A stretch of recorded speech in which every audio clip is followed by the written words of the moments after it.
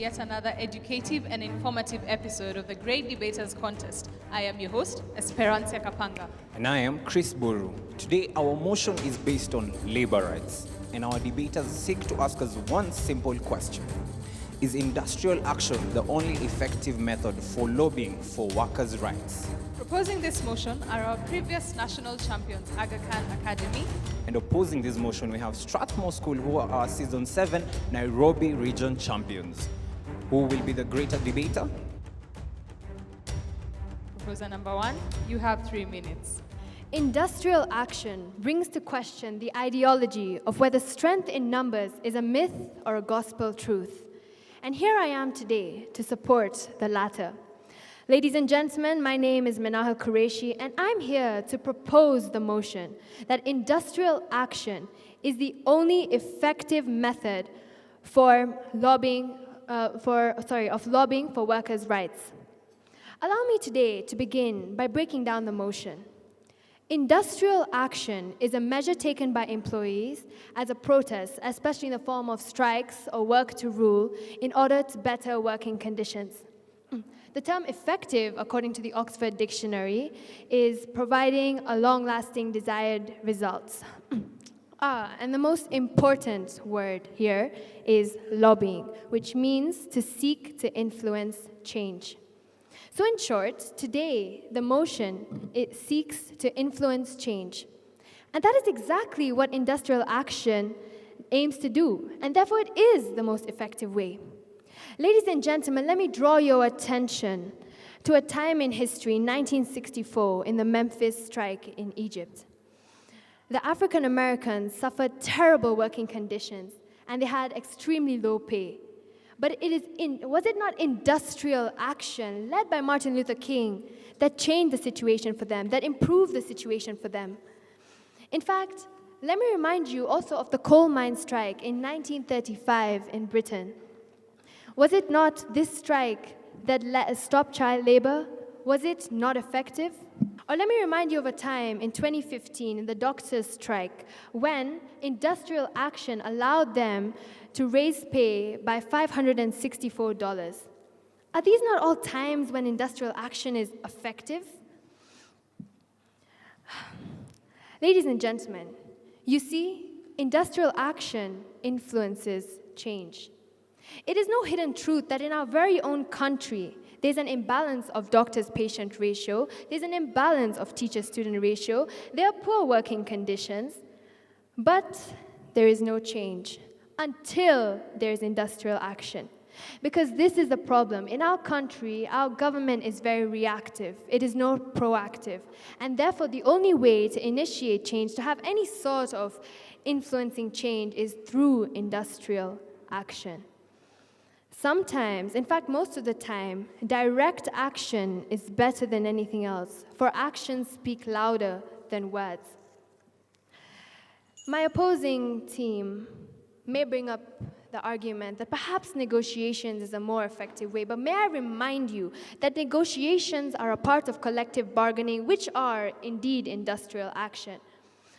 They may also say that perhaps it is not the only way, but may I remind you that industrial action is the only effective way.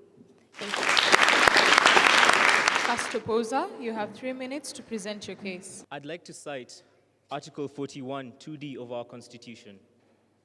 Every worker is allowed to strike. We agree wholeheartedly that industrial action is effective. Sometimes it is necessary. But I, Joseph Fernandez of Strathmore School, do not think it's the only method that is effective. Look at this. There are 79 trade unions in our country. What is a trade union?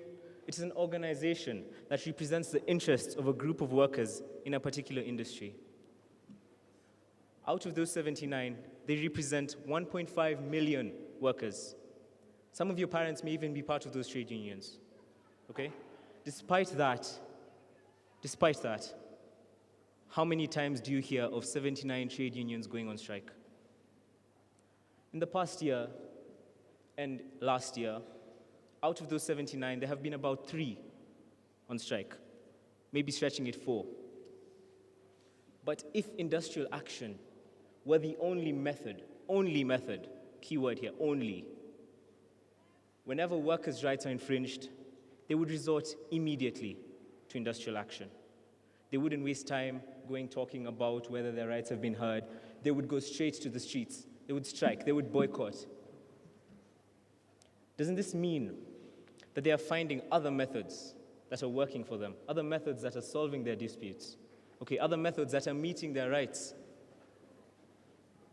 My proposer here said that industrial action was taken to get the workers' rights, but I feel that was about the elections. The elections were political.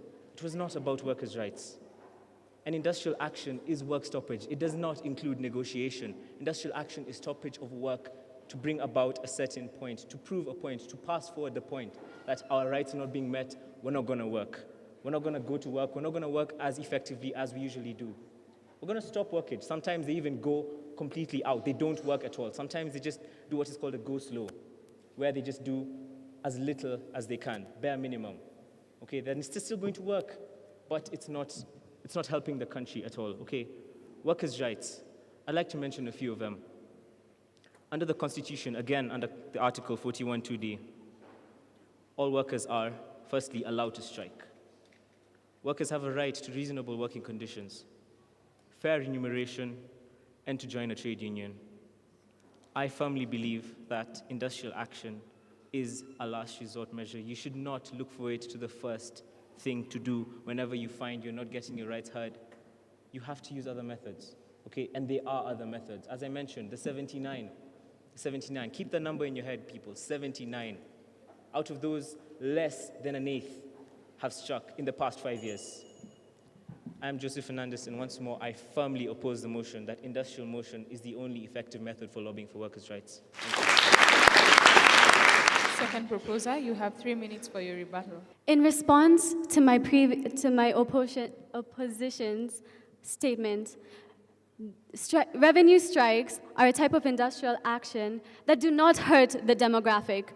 Use the case study of Japan in 2014, where the bus drivers went ahead to continue their occupation without having any effect on the demographic, because their form of striking only involved not collecting money from the people who are coming onto the buses. So now, I would like to thank my opposition for bringing in a point that clearly benefits our argument.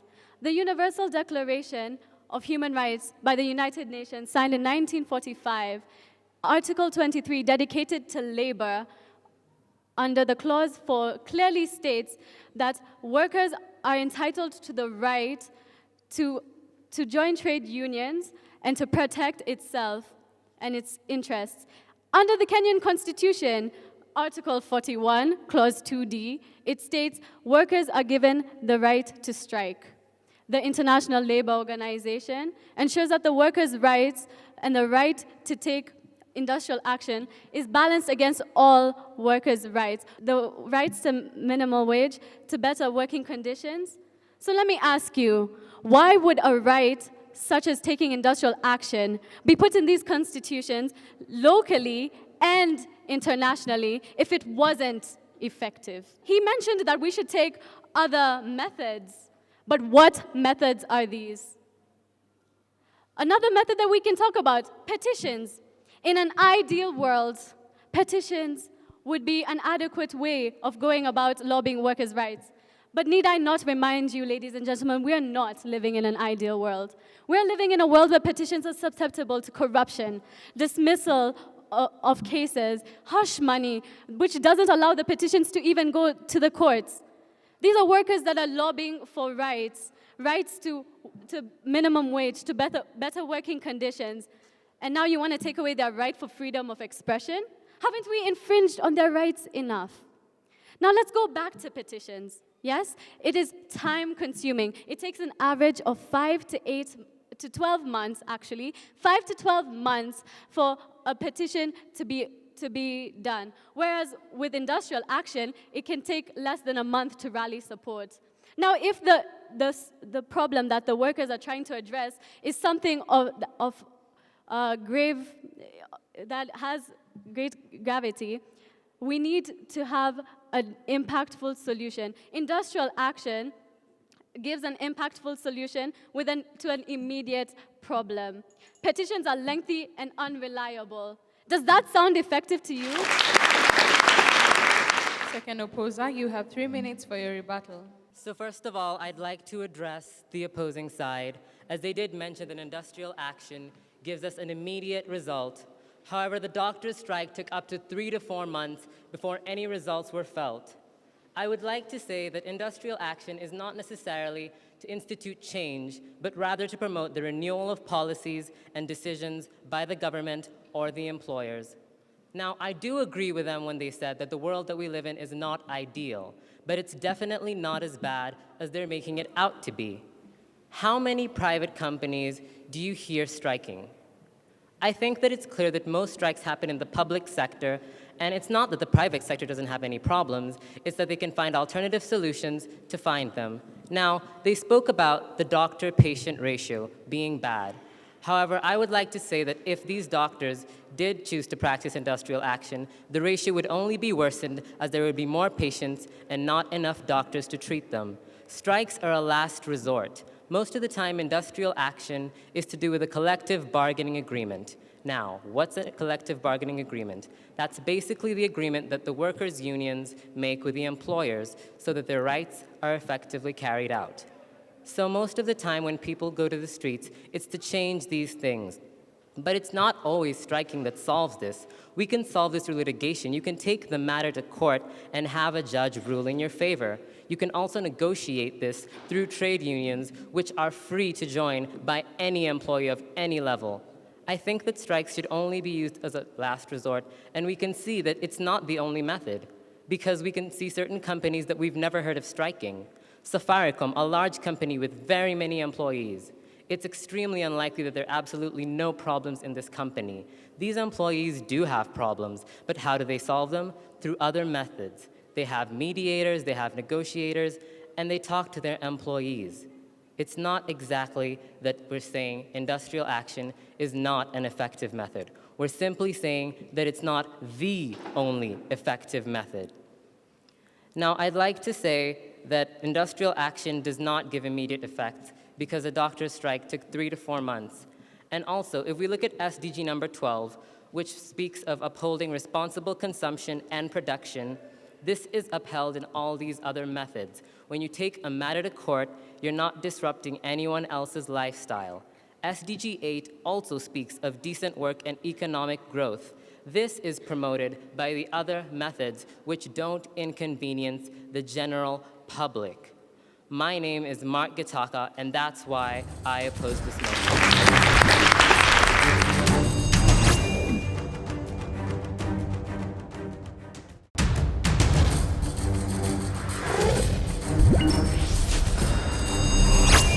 For the question session, the proposers have been asked, won't aspiring leaders use industrial action as a leeway to attain public attention? And the opposers have been asked by saying that industrial action should be the last resort, and they saying that all other methods of fighting for workers' rights will actually fail.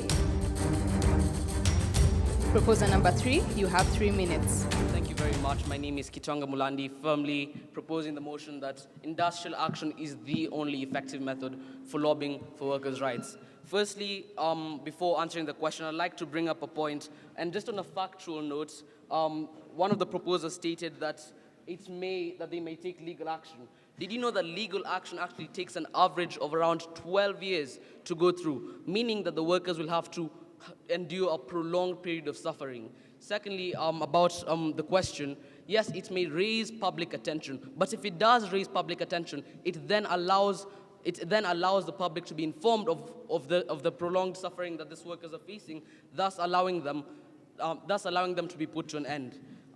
Also, petitions take around 5 to 12 months, as my teammate said. Therefore, you cannot say that you want a worker to wait for around 5 to 12 months and endure conditions that may be life-threatening. This has happened in many cases in Kenya, such as in Garissa, whereby Mohammed Suleiman a quarry worker was enduring prolonged suffering due to the working conditions and as a result killed himself. Is this effective? No, it's not. Now you truly hear the deafening silence that this workers experienced during this period of time. Secondly, during the Arab Spring, which was started by a man called Mohamed Bouazizi, who burnt himself to death during the Tunisia government agency offices, led to a coup d'etat where oligarchs that controlled the means of production and the government that were infringing on workers' rights were actually overthrown and new governments were put to place.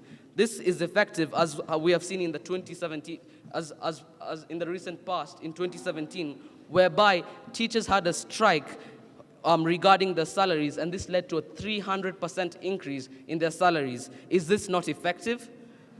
Secondly, about termination of workers, the National Labor Relations Act protects these workers because they're carrying out a legal right. It's in our constitution. You're allowed to demonstrate and picket if your rights are being infringed on. Therefore, this method is not only effective, but legal. Thank you very much. I rest my case. Opposer, you have 3 minutes to answer the question. Ladies and gentlemen, my name is Victor Wayaki, and not only was I asked a question, but I have a question or two to ask the proposers. First of all, you mentioned the duration for litigation as 12 years. I don't know where that is, and I would please kindly request you to state your sources for that. I'm not sure that's quite factual. Then secondly, you stated the Arab Spring, and I want to call into question the relevance of the Arab Spring to this debate. Ladies and gentlemen, the Arab Spring was a political issue and had nothing to do with workers' rights. I was asked about whether we are arguing for the proposers by saying that industrial action is a last resort. Well, I have a question. Who here has heard of NAT, the Kenya National Union of Teachers? Who has heard of KUPPET? I can bet that a fair number of us have heard of them too. But who has heard of the Kenya Farmers Union? That's one of the 79 unions that we have in Kenya for the sole purpose of representing our workers. Why don't we hear about a good percentage of these people?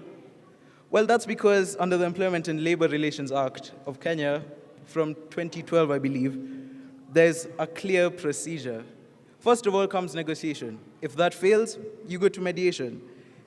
If that fails too, you go to litigation to the Labor Relations Court, who then will deem whether your industrial action will be legal or not. And from there you can proceed.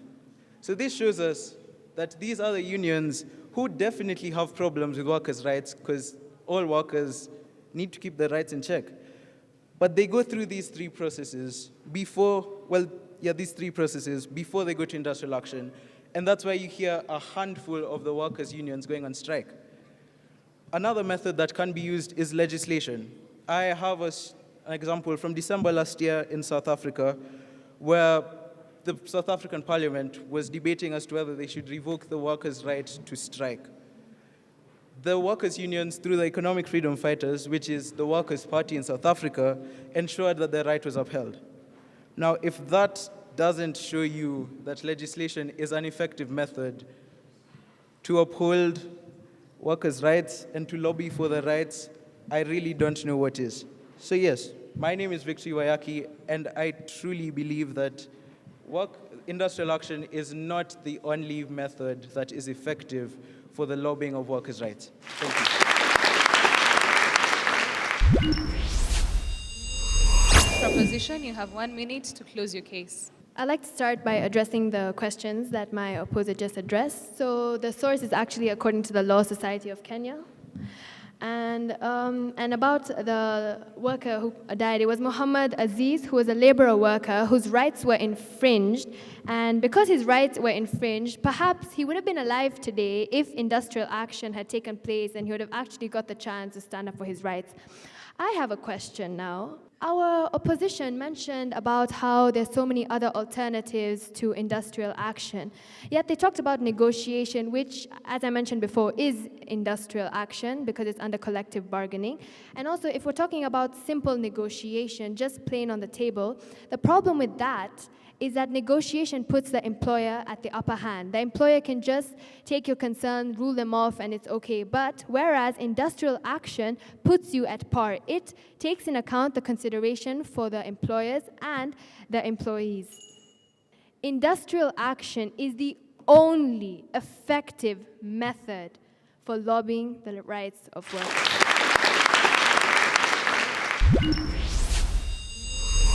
Opposition, you have 1 minute to close your case. Industrial action is the only effective method of lobbying for workers' rights. I feel the need to repeat the motion because it seems that the other side has completely ignored the fact that other methods have proven to work. Now, the proposition has said, I'd like the opposition to define what workers' rights are. I've heard about the civil rights movements and the election strikes. These weren't necessarily lobbying for workers' rights, but these were rather issues to do with racial and tribal issues. I'd like to say that my side firmly stands by our original position that strikes, while effective, are not the only option. If they were, we would have strikes all the time. If every single worker in this building decided to go straight to strikes the moment they had a problem, a debate like this would not even be possible. What would happen if strikes really were the only option? Would we not have strikes every single day? It's not surprising that we don't see strikes every single day in the news because they just don't happen as often as there are other options. I'd like to say that my name is Mark Gitaka and we still stand by our original position that industrial action is not the only effective method of lobbying for workers' rights.